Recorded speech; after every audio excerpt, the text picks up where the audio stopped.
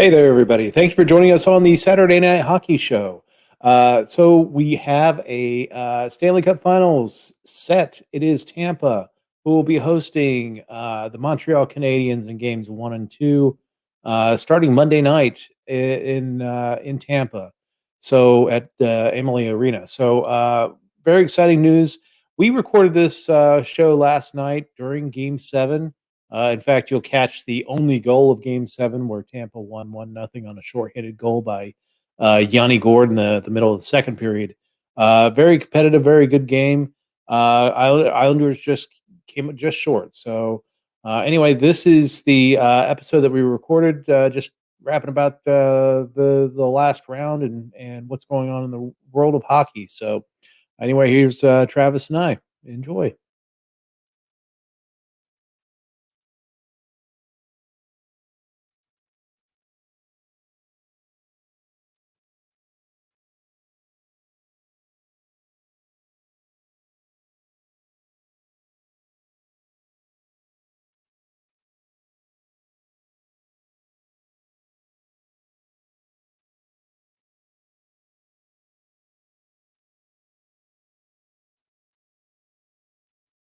Well, miracle of live broadcast. Looks like we're having an issue with the video playing. Uh, a- anyway, we'll try and work on that. I hate that if that ends up being a wasted effort for us, but we had a lively discussion last night. We talked about the Tampa and Islanders series. The Islanders did have a puncher's chance last night. Nikita Kucherov was injured. He did play a little bit. Apparently, has broken ribs, from what I understand.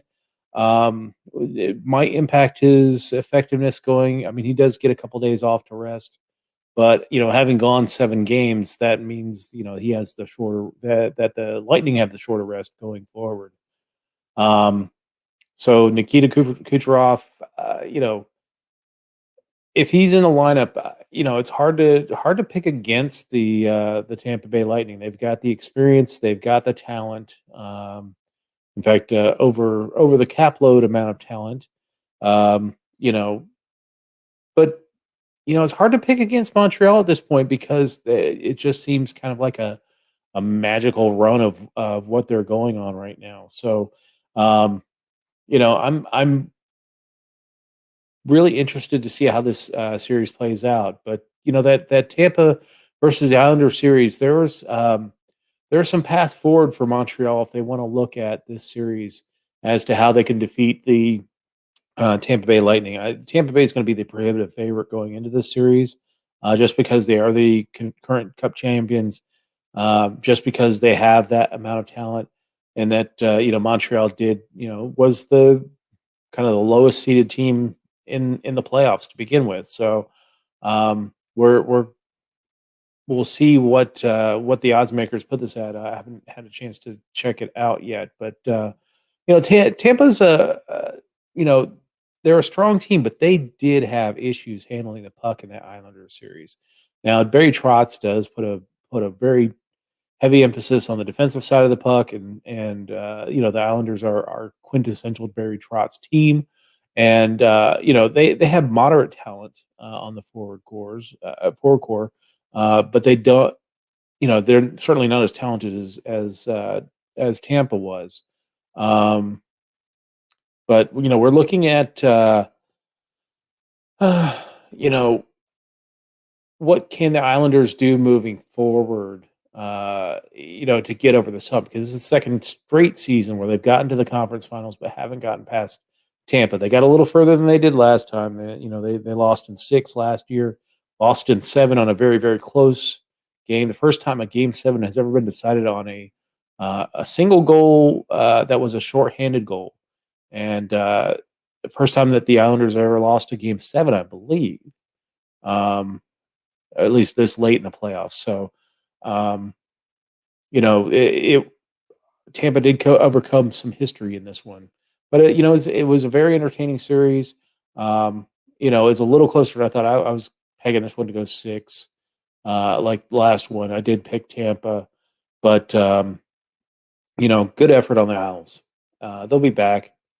they're not quite in the same constraints that the Tampa Bay Lightning certainly are going into the offseason. This is as far as as far over the cap that Tampa is at this point. You know that something's going to have to give in the offseason. Um, they might leave one of their high price guys unprotected in the draft and the expansion draft, and hope that Seattle takes some money off of their hands. They may have to sweeten the pot and throw a pick out there as a compensation for them taking a high dollar guy, or they may have to move them at some point move some guy in the off season to get back into cap compliance, because I don't foresee. I mean, you could always have one of your big guys go out on long-term injured reserve, but I just don't see that working in over an 82 game season. That's going to be the standard length. Plus, you got to factor in the Olympic break and all that stuff into what's going on next season. Um, that would be a hard haul to do. Tampa pulled it off, but I just don't see it happening again. And if Nikita Kucherov is somehow injured again and doesn't play for the entire season, there's certainly going to be some serious questions to answer. The other series, Montreal versus the Vegas Golden Knights. In this series, I think it was more the fact that Vegas vastly underestimated the Montreal Canadiens. Um, the Habs came in. They had the momentum. They had swept out Winnipeg. They had beaten their hated rivals in Toronto. You can't take a team lightly when you get to the third round of the playoffs. No matter how poorly they finished the season, they got on a roll, just like the Islanders. They got on a roll as well. The Islanders didn't perform all that well heading down the stretch. They just had enough of a lead to hold off the Rangers heading into the playoffs. But both teams got hot at the right time, which is in the playoffs. And the Islanders really fed off the energy of the Nassau Coliseum, which is now officially closed. Rip to the Coliseum.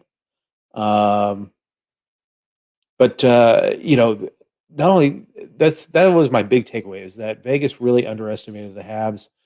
They never got into Carey Price's face during this series, while the Montreal Canadiens were crashing the net, making life difficult for either Fleury or Robin Leonard. And we're able to push past the Vegas Golden Knights in this series. Cole Caulfield, absolute real deal, amazing. I mean, he played so well this series. He was scoring timely goals. Robin Leonard made a comment about watching him score 5-hole, and he was going to be sure to watch out the 5-hole. And Cole Caulfield drives in and just rips a 6 snipe right, glove side high under the bar, and beat him to give the Canadiens an advantage early.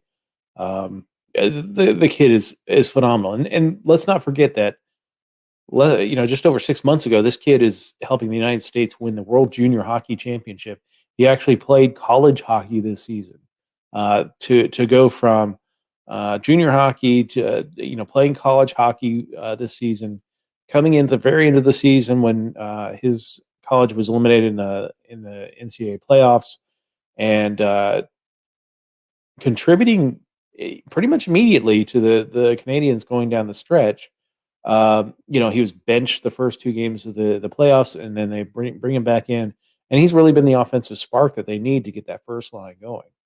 That first line has been stellar, and the other thing with Montreal going into the Stanley Cup Finals is that they are on a 30 for 30 run on the penalty kill, which, if you watch the Tampa series, Tampa throughout the playoffs, their power play is clipping around at 40%. So this will be an interesting matchup. Montreal's played very well defensively on the on penalty kill. Tampa is completely lethal when it comes to the power play. Probably the best playoff power play that I've ever seen.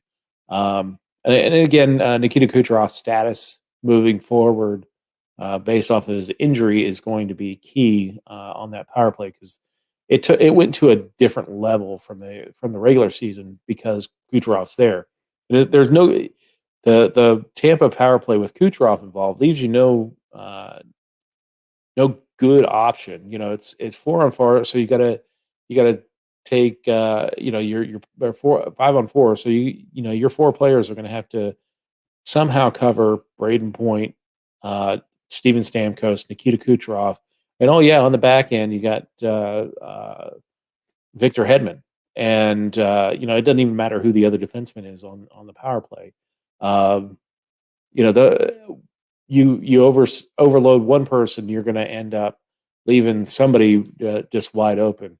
And especially if you're overcovering the forwards, Victor Edmond, Victor Hedman. Let me get that out. Victor Hedman will snipe a shot and blow the water bottle off the top of the goal. So,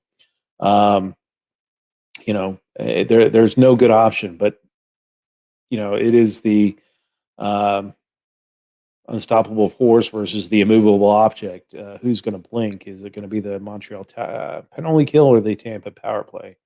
Of course, the best thing to do when you're dealing with Tampa is don't take penalties. When a power play is clipping around at 40%, you don't take penalties. That's a bad way to live life. And anyway, that's the two series, and I'm so looking forward to the Stanley Cup Finals. This is the first time in 28 years since Montreal has been back to the Stanley Cup Finals. They went last time they were in the Stanley Cup Finals was 1993 when they beat the LA Kings, which is also the last time a Canadian team has won the Stanley Cup. Um, it's hard for me to. I don't generally root for Canadian teams, but I'm also not a person that likes to root for or see a team win multiple titles in a row. I like to spread it around a little bit. So this one's gonna be a hard one for me to pick or root for anybody in this final. I just want to see some good hockey, see some consistent refing. I don't want to see the officiating becoming an issue. Um, if they're going to put the whistles in the pocket for the overtime, they should put the whistles in the pocket for the first 3 periods. If they're going to call everything, no matter don't call everything during the game, and then you get to overtime and you forget where the whistle's at. Uh, Consistency is key. That'll make everybody happy. Um, but as far as predictions go, the I'm going to say that. I'm probably gonna go with. I hate to pick against Montreal because they've beaten me at every. I rooted for them in the first round because I hate Toronto, so I'll just wear that and was happy that they won that game in 7. And I kind of predicted that one. I said that if they can get it to a seventh game, the demons of Toronto's recent playoff failures will rear their ugly head, and indeed they did. But for the uh, but for this series, the last 3 series, I thought that the other teams had the edge.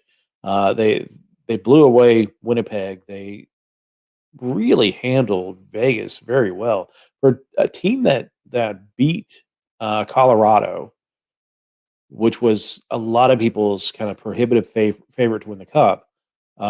Vegas was really flat coming into the series, and Montreal really handled them. They got in their kitchen and uh, took the Stanley Cup or took the playoffs away from them. So, um, but I'm still I got to pick Tampa at this point. If I was putting money on this thing, I'm Tampa in 6.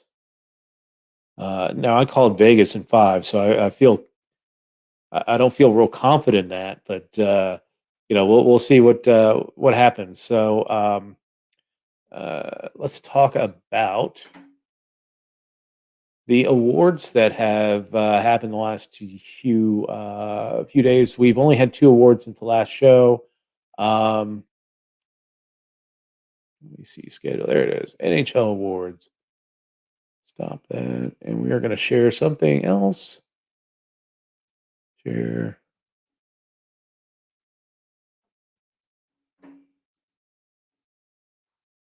All right. So the awards, we got through all the awards except for the Lady Bing and the Jim Gregory Award.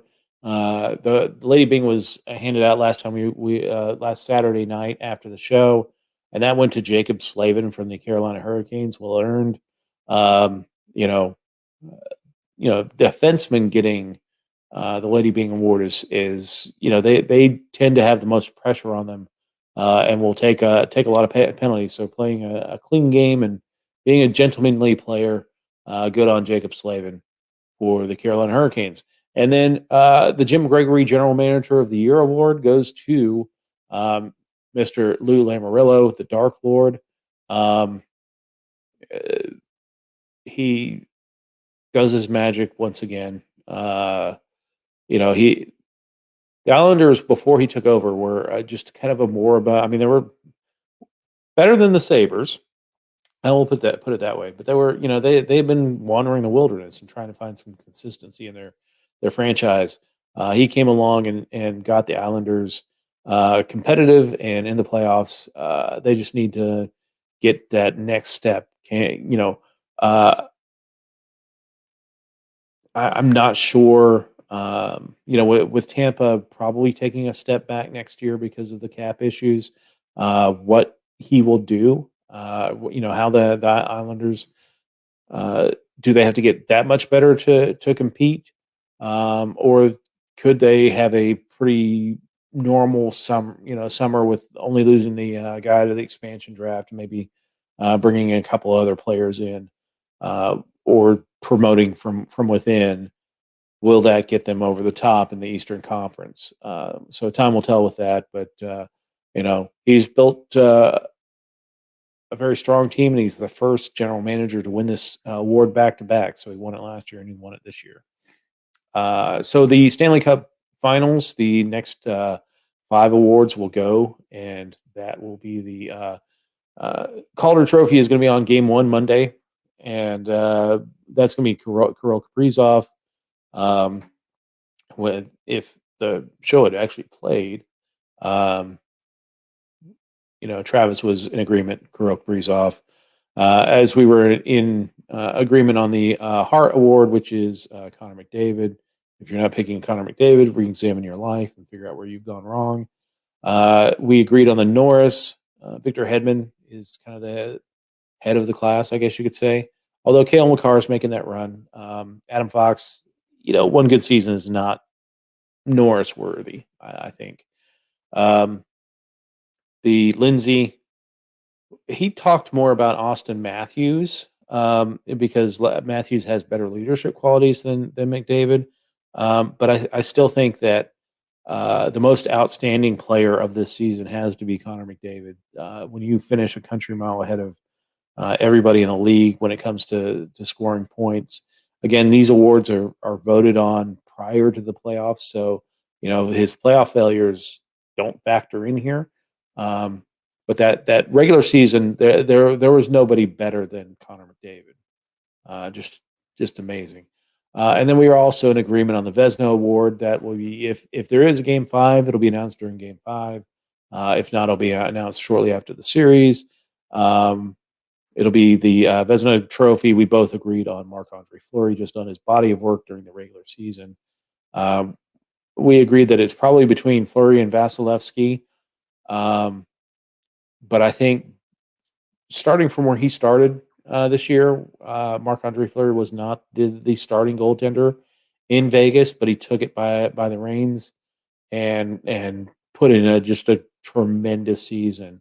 Is why he should win the award. But again, that's either Game 5 or just after the series if there's a sweep. Um, if there's a sweep, I'll be very surprised if anything other than a result of a Tampa repeat is the result. So, but I do think that Montreal is good for at least a couple of games in the series. The other news that we've had this week is that we had two pieces of news. Gerard Gallant was hired by the New York Rangers to be their coach, and I think that was a really good move by the New York Rangers. I think this is the kind of guy that will get them over the hump from playoff contender to a solid playoff team, competitive. Maybe not this year for the Stanley Cup, but or this year coming up for the Stanley Cup, but a couple of years, they'll be competitive for the Stanley Cup. But the problem is, Gerard Gallant's worn out his welcome really quickly in the two places that he has been. He was Florida's head coach for a while, got them to the playoffs, had some success early in the next season. They were off to a slow start, and he got fired. And it was like not like you would think a amicable firing would go. Like they dropped him off in like he lost while they were on the road, and they just left him there. And then kind of the same thing happened in Vegas. He takes them to the Stanley Cup the first year of the franchise. He takes them to the Stanley Cup, unheard of. Um, and then early struggles in the second year, and he's fired. And Pete DeBoer's on, and or third year, I'm sorry. And so it's because he has the reputation of being a player's coach. I'm wondering if there's something between him and management that makes him kind of a problem child, I guess you would say. We'll see how it happens. Plus, he's also coaching in New York. He's coached in two very low stress situations. In that, um, Florida, even in the Miami papers, it's hard to break in on the top of the sports page. You're kind of mentioned in passing on sports newscasts, unless you're watching the NHL Network. I mean, that's kind of the thing with Florida. And then he goes to Vegas, and there's no pressure there at all. I mean, the fact that even just making the playoffs as a first year expansion team was kind of remarkable. Um, to get to the Stanley Cup Finals was unprecedented. But still, he gets fired fairly quickly, and I'm wondering if there's something between him and management that wears on him. Plus, the added pressure of New York media. If the Rangers get off to a slow start, they could eat you alive, and we'll see what happens with the Rangers. But I really like this hire. I was surprised that Gallant was not picked up by the Seattle Kraken, just based on his success with the Vegas Golden Knights. But he's coaching another young team, hungry team that is looking to get on the playoff bandwagon. So I think good things are up for the Rangers. Speaking of the Seattle Kraken announced their first coach, and that is Dave Haxtell, formerly of the Philadelphia Flyers. And so he'll be the first coach in the history of that franchise. And I was not real big fan of this hire. I wasn't a real big fan of his. I mean, he's a young players coach. He coached college at University of North Dakota, and was picked up by the Flyers when they were a young team. Wasn't really impressed with his run in Philly, and he was bounced out. And we'll see if he is able to turn this kind of repeat the same success that Vegas had, or at least get Seattle as a competitive team, maybe even into the playoffs.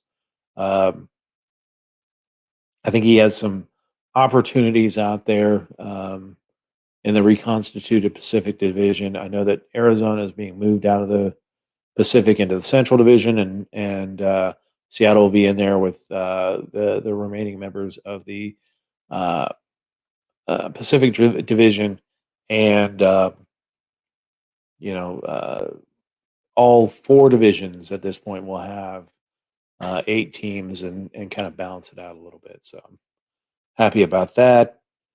Uh, Final piece, final couple pieces of story coming out this week. The TV landscape for the 21-22 season is becoming clearer. If you remember, the television contract for the NHL came due this year. NBC competed to get their rights back, but they lost out. They pulled out. In fact, they're ending the primary channel that is broadcasting the NHL, which is NBCSN. That ends the channel ends at midnight on December 31st, 2021, and will be no more. The television contract was picked up in a joint venture. Well, not really a venture. They're not joint venture, but it was two different contracts. One is by ESPN, and they will have every other Stanley Cup start. Not this next Stanley Cup, but the following Stanley Cup. They'll have every other Stanley Cup on ESPN. I think the finals games will be on ABC. The other partner is Turner Sports, and they will have the Stanley Cup Finals starting next year, every other year. And I've expressed some reservations about this contract, especially the Turner Sports side, because they don't have a over-the-air network television partner like ESPN does with ABC. So every other year, the Stanley Cup Finals will not be available to every household and over-the-air broadcast television. It'll only be on cable. Yes, cable has proliferated most homes in the United States, but not every one. So you're losing a good number of homes that could be watching that Stanley Cup final. But their broadcasting partners, broadcasting setup has started to form, including guys that are already that are under contract with NBCSN right now. For ESPN, they announced their main team is going to be Steve Levy with Ray Ferraro and Brian Boucher. I like Steve Levy. He does a decent game. Not a real big fan of Ray Ferraro. That probably stems from his time in Atlanta. He was kind of a dick when he played there. And then Brian Boucher, I really like his style. To me, he kind of looks like the third Property brother. But in studio, you're going to have Kevin Weeks, who I love. Kevin Weeks. Kevin Weeks is one of the best analysts out there. I'm sure that John Buccigross, who's already employed by ESPN, will be involved, as well as Barry Melrose. They're kind of the hockey holdovers in Bristol, Connecticut, with ESPN, because they've let most of their hockey staff go a couple of years ago. So Barry Melrose, John Buccigross will probably be involved.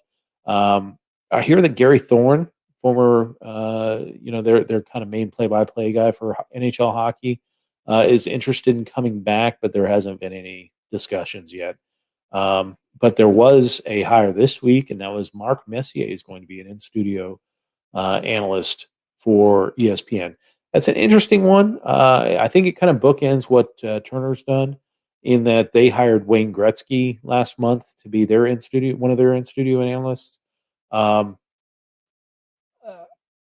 you know, I've seen Messier talk, and I don't know if he's going to be that good. I think it's going to be kind of like when they brought Brett Hull in to be the in-studio analyst for NBCSN.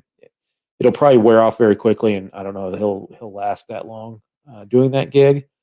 Gretzky, kind of the same thing. I mean, it's a kind of a gimmick that, oh yeah, we're going to get the great one to be our in-studio analyst. Again, I don't know how long that's going to last, but Turner, their main announced team is going to be Kenny Albert with Eddie Olczyk. They have in-studio analysts Anson Carter, Darren Pang, and Keith Jones. I'm sure Keith will probably do some commentating as well, color analyst stuff. I'm not, this pretty much is just the two sides splitting up a lot of the current analysts with NBCSN. One of the main guys with NBCSN right now is John Forsland. He will be going to be the main play-by-play of the Seattle Kraken. So he won't be on national. He might do playoffs if the Kraken are eliminated, or kind of like he did with the NBCSN to get when he broke in with them. Is that when the Carolina Hurricanes season ended, where he worked before being let go by the Hurricanes, he uh, he would come in during the playoffs and call games either on the West Coast or uh, wherever they would want to send him. So, but anyway, he's going to be the main play-by-play guy for the Seattle Kraken moving forward. So you won't see him on national television like you have this year with NBCSN. Um, that's about it. There's been some talk in the Eichel front. Darren Drager of TSN in Canada has reported that Jack Eichel will be traded at some point in the offseason. He says that the Sabres will name a coach before the trade happens. There's been talk about Calgary, Anaheim, the Rangers. I just don't see it. I mean, unless the Rangers threw some significant resources at it, I don't see the Rangers as a destination for Jack Eichel. I just don't think there's an appetite to see him multiple times a season. Um, I do think that it'll probably be moved out west. Um, but his neck injury is an interesting thing. I mean, that's probably going to be a big determining factor in what Kevin Adams can bring back for Jack Eichel. Um, he wants to do a surgery that no NHL players ever had performed on them. Only a couple of MMA fighters have had performed on them, and it they're just not getting the team doctors to wave off on that surgery. They want to try and do it through natural rehab.